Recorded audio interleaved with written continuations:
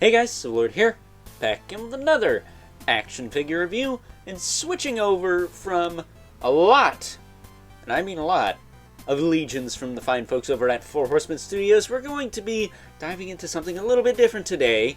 Just today.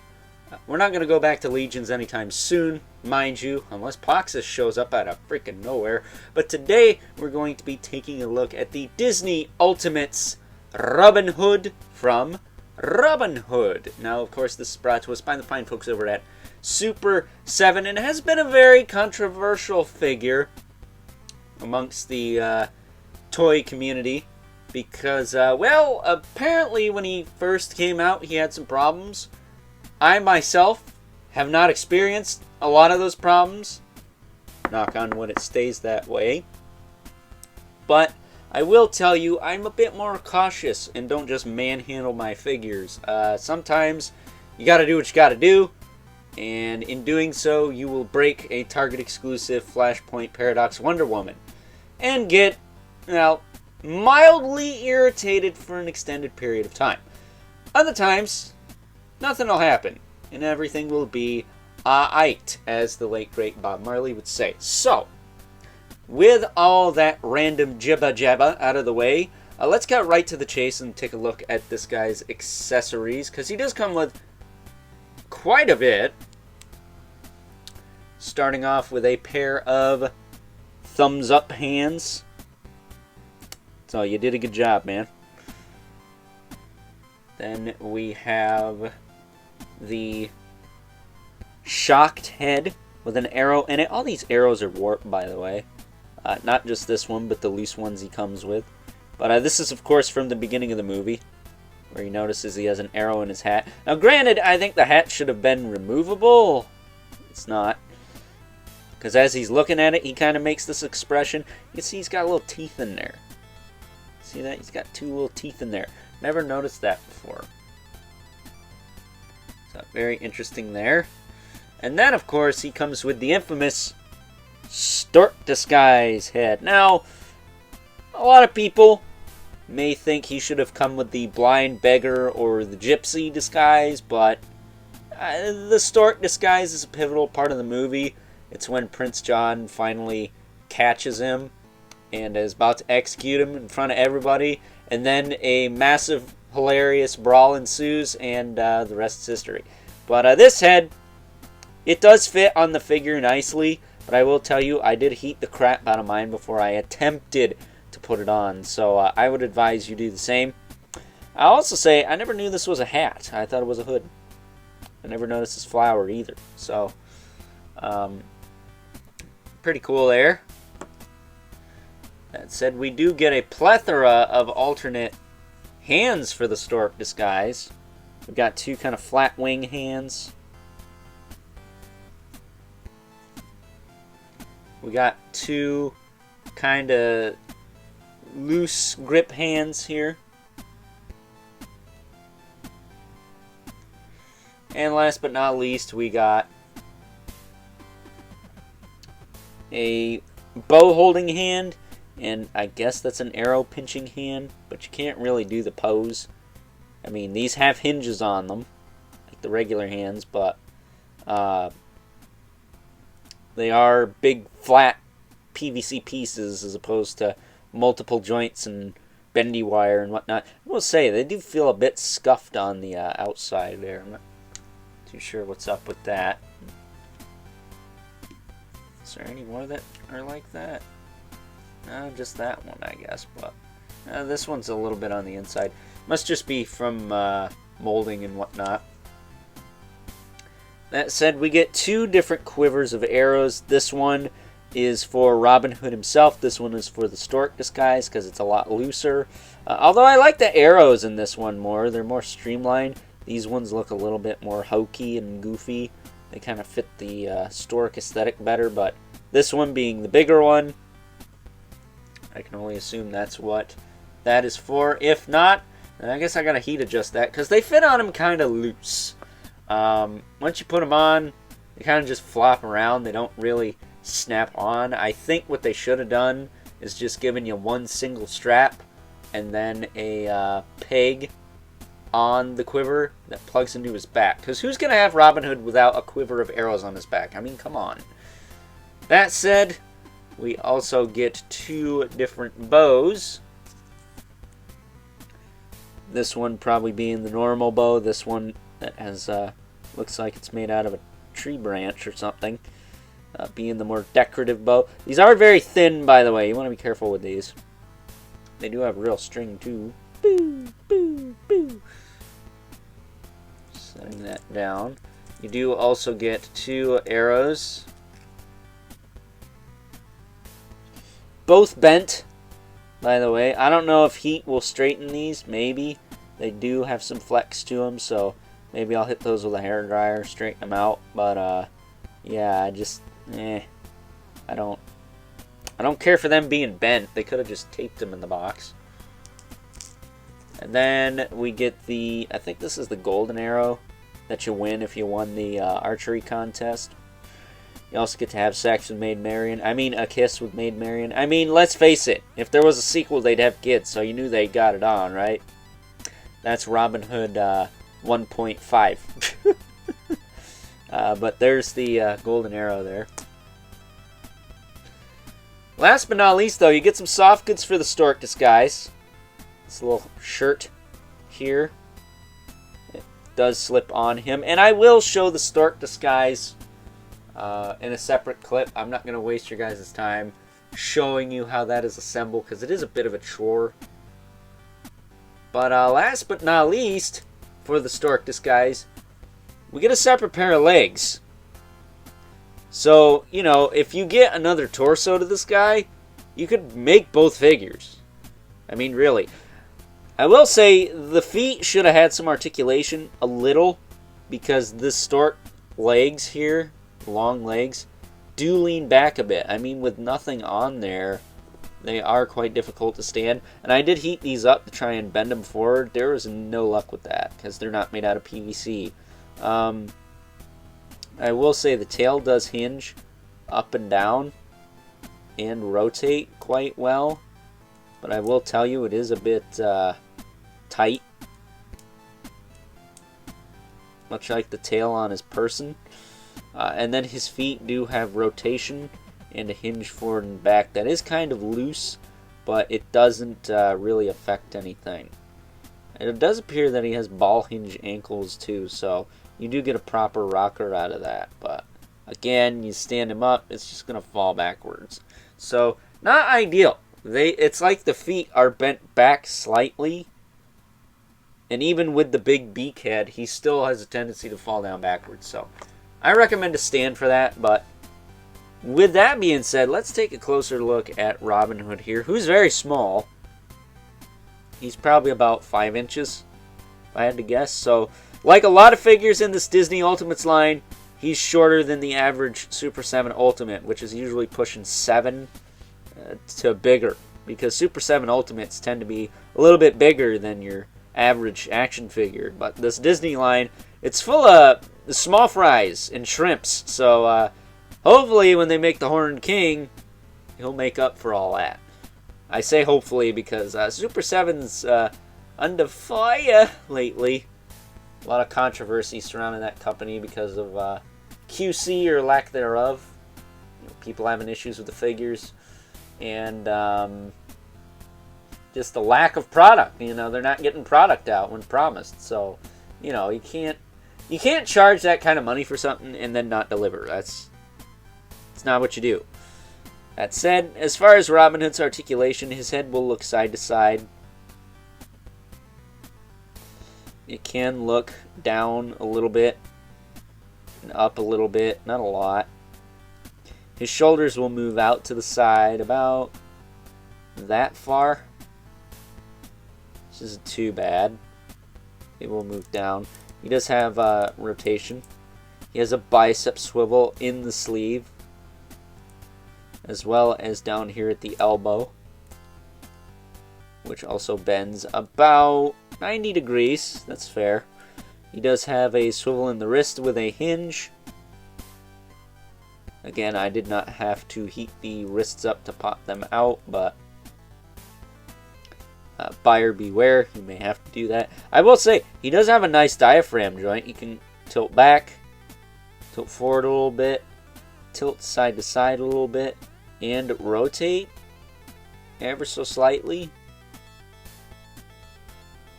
I mean, it's nothing to really write home about, but it's a heck of a lot better than what the Captain Deadstar figure had. He does have a waist twist. And then his tail. This tail sucks. I'm not a fan of this tail at all. Why is it so shiny? It's a different shiny than the rest of them. I appreciate that they made it hollow. If you can hear that. But it does not feel that great at all. Like the bird tail feels better than this. I will say it does have a bit of wiggle to it in the socket there. If it probably didn't, that would be bad. But yeah, it just feels super cheap. And if you're not careful, you could potentially break this tail. So be careful with that. I'm not a fan of this tail, but it is what it is. It's fine, but it's not great. Hips, pretty much just swivel. They don't seem to move out very much. He just seems to have a useless V-cut in there, which is, as I said, pretty useless. So you can't really stand him up. Like, there is no freaking hinge in there. So to really pose this guy, you're getting most of that in the knees, which do have a hinge, as well as a swivel, but they are at a weird angle, so you're kind of limited there. And then for the feet, like the feet on the Stork Disguise legs, they do have a swivel, they do have a rocker, and they do have a hinge. But yeah, man, a little disappointing, a little bit, but not terrible. I've definitely had worse, and we'll probably get worse as time goes on. But, you know, if you like Robin Hood like me, this is a no-brainer. You got to get this guy. I already had the Prince John, so it just made I really effing hate this tail. This thing sucks. This is the worst thing about this figure, I think, for me, is the tail. Which ironically is something a lot of people didn't have a lot of problems with. But, and again, I don't watch every stinking review of every figure ever made. So, you know, sue me. Sue me for not doing more research than I already have. But, you know, nobody wants to be disappointed by anything in life. And toys are a vice. They're not a necessity. So it'd be nice if these companies could, I don't know, step the heck up and make some quality stuff when the money calls for it. So, you know, this figure's fine. It is. But I think the Prince John is a lot better in a lot of ways. The quality of that figure is a lot better. I think the joint tolerances are a little better on that figure. I think the paint's about the same. It's on par. But, man, this Disney Ultimates line, I was so looking forward to this. But I don't know if it's going to stick around because they can't seem to get their foot off the ground. And they're not making stuff people want, really. We didn't need more Nightmare Before Christmas stuff. We already got that from Diamond Select literally not that long ago. And does anyone give a crap about the Rescuers? I mean, seriously. Give us the Black Cauldron. Give us the rest of the Robin Hood characters. And the Adventures of Ichabod Crane and Mr. Toad. Like, seriously, what the heck, man? But before we move on to size comparisons, let's actually get this guy... let's get this guy geared up in his Stork disguise. And take a closer look at that. But before we get too far ahead of ourselves, here's a look at good old Robin Hood in his Stork disguise. Now, I'm going to reiterate what I said earlier and say that you may want to heat some things up before you pop this guy together like this, because some things are a little bit tighter than others, and not every figure is the same. That said, the things I had to heat up on mine, pretty much just the head and the feet, so take that into consideration when and if you decide to put yours together this way. That said, picking him up, you can see his very, very long legs. Now, I would recommend using a clip stand or a doll stand to hold this guy up, or, you know, just lean him against the wall like I'm doing. Because, yeah, it's pretty impossible to stand him up otherwise. So, you know, not the perfect thing, to be honest, but it's pretty cool to set him up this way and have some different display options for your Robin Hood. So, with that being said, let's now move right along and take a look at some size comparisons. First up, here is Robin Hood stripped back down and standing at the tallest height I could get him in, give or take, with the crazy anthropomorphic animal, I should say, legs. With the other characters we have from Robin Hood in the Super 7 Disney Ultimates line. Prince John and Sir Hiss, who I know is an accessory, technically. He came with Prince John, but I didn't know what else to bring out for size comparison. I really didn't, because Robin Hood doesn't cross over into a lot of other Disney properties, and we don't have frickin' Little John. Really? Why? We got the gosh darn Granny Big Bad Wolf and Stitch. Where's Robin Hood's sidekick? Like, this feels like an incomplete set. I like having these two, but dang it all. And all these Disney collectors had to complain, too. It's like, I don't like the random characters. I do, because more variety is a good thing. And on top of all that, we could have got some characters that maybe I wanted more than Nightmare Before Christmas repeats and the freaking Rescuers, for crying out loud. They didn't even make the bad guys from the Rescuers. Really? Someone's got to go to Brian Flynn and be like, look, dude, come on. The heck. But taking them out of here before I rant any further. I will say, Robin Hood's a lot taller than I thought he was going to be. I thought Prince John was going to dwarf him. But other than the crown and the fact that he's standing straight up, they're pretty close. That said, here he is with Brother Mandibulith, because it wouldn't be one of my videos without him. Of course, he's bigger.